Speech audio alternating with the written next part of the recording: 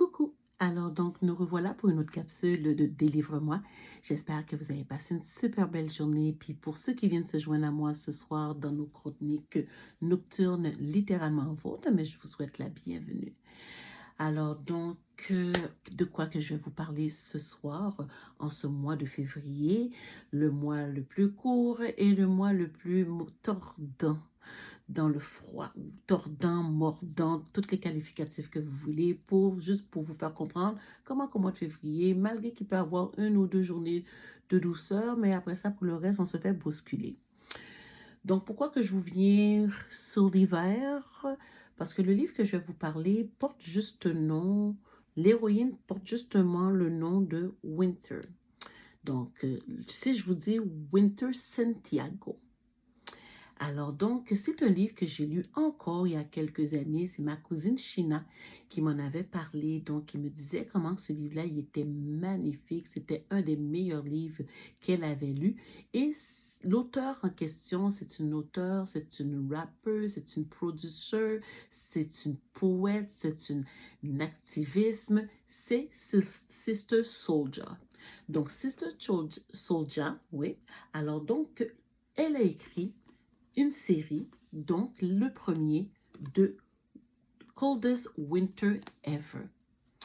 Je vous dis les amis, c'est un livre que je vous conseille, c'est un livre que j'ai aimé, les aventures de justement de la jeune Winter qui par inadvertance de la vie, tout lui tombe dessus lorsque son père, Santiago, le caïd du quartier, se fait arrêter, sa mère se fait arrêter et ses sœurs et elle doivent se retrouver sur la protection de la jeunesse.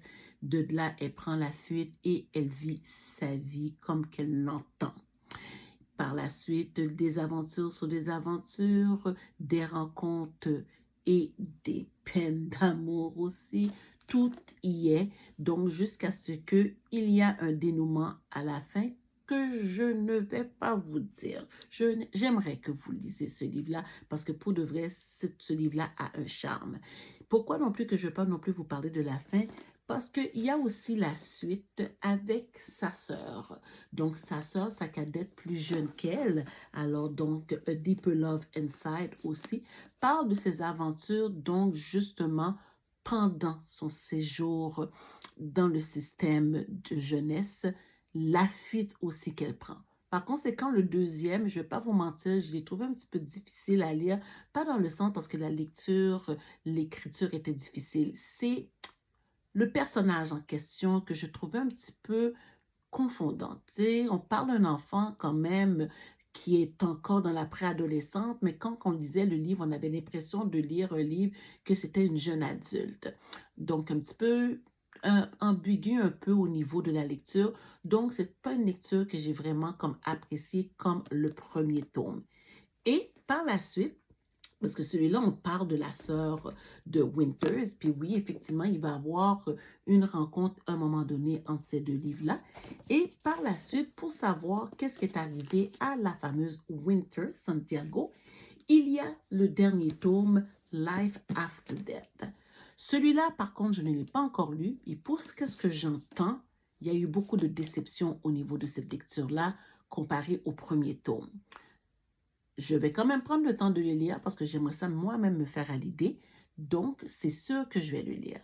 Entre-temps, dans l'histoire de Winter, il y a aussi un personnage qui sort de l'histoire qui s'appelle Midnight, qui a aussi sa propre histoire. Midnight aussi, j'ai quand même le tome 1. Je n'ai pas encore lu Midnight, mais ça s'en vient éventuellement dans les prochains mois, années, ça s'en vient. Soyez patient avec moi. Alors donc, pour le moment, je vous présente, comme je vous dis, Sister Souljah.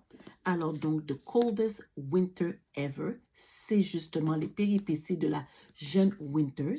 Et il y a aussi la suite, si vous voulez connaître la suite, avec sa sœur et la suite de Winter. Alors donc, sur ce, je vous laisse là-dessus. Oh oui, ces livres-là, comme je vous dis, vous pouvez les trouver un peu partout, même sur Amazon aussi. Pour les personnes qui aiment les liseuses, c'est sûr que vous allez les trouver dans les liseuses, peut-être à beaucoup moins cher que sur tablette. Alors donc, sur ce, continuez à aimer ma page, continuer à me partager et surtout à me faire des petits coucous et de faire des petites suggestions. Donc, on se revoit demain pour notre dernière capsule de la semaine. Peut-être pas la même heure, mais c'est sur le même poste. Alors donc, je vous fais la bise. Je retourne à ma lecture. Bye!